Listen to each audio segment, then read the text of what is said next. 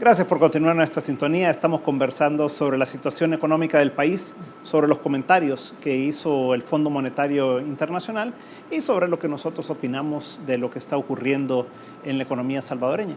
Decíamos, Álvaro, que el fondo planteaba la necesidad de incrementar la reserva de liquidez, ¿verdad? Porque ya no está el fondo precautorio que daba el Fondo Monetario Internacional de los 800 millones en la medida que ya no se renovó este acuerdo con el fondo. Entonces, y al estar dolarizados nosotros y no tener prestamista de última instancia, realmente la reserva de liquidez es lo que garantiza cualquier movimiento en depósitos y todo. ¿A ti qué te parece esta sugerencia del fondo de que pueda darse un incremento en la reserva de liquidez?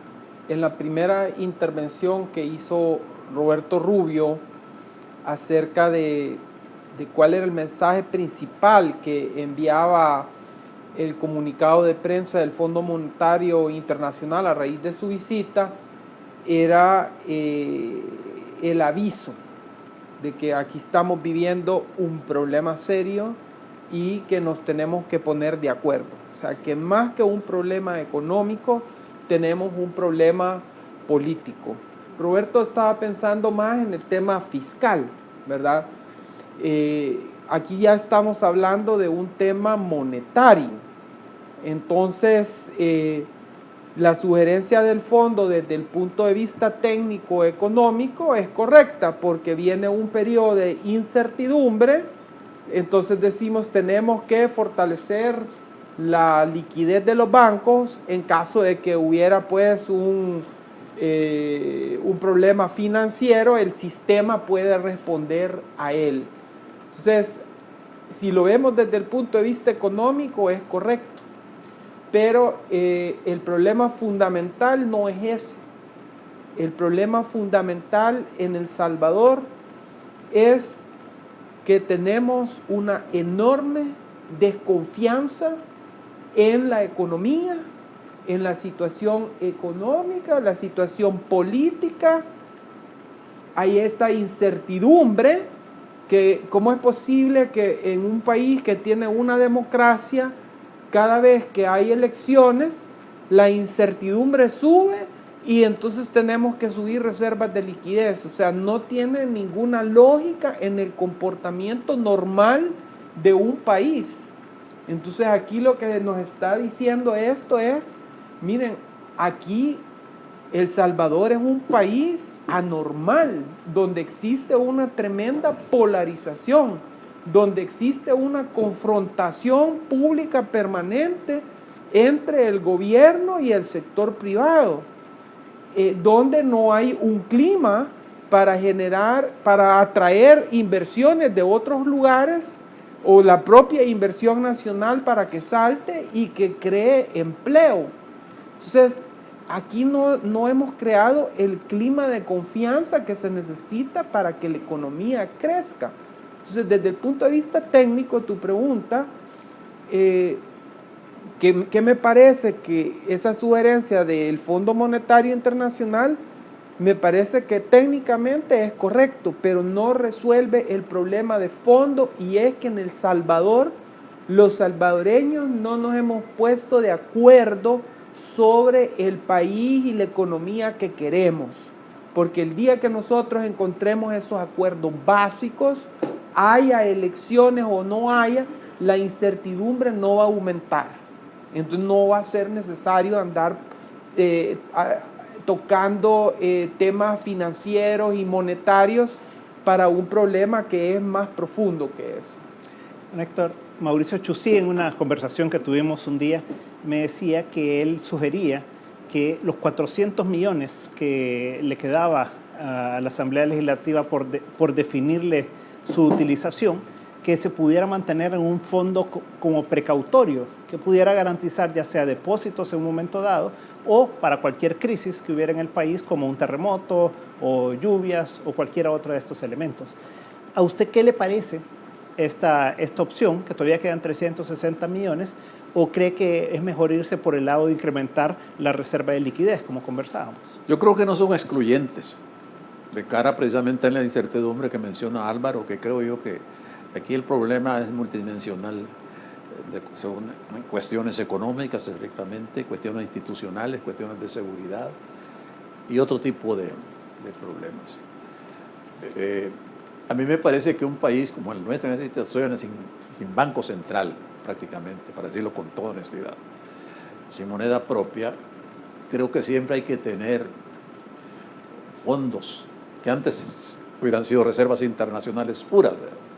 Y eso va en línea, creo, no voy a hacer una infidencia porque ya pasó, con Roberto formamos un grupo de amigos ahí que estuvimos lucubrando por algún tiempo qué se podía hacer de cara a esta situación bastante crítica que se veía en la era fiscal, en el campo fiscal.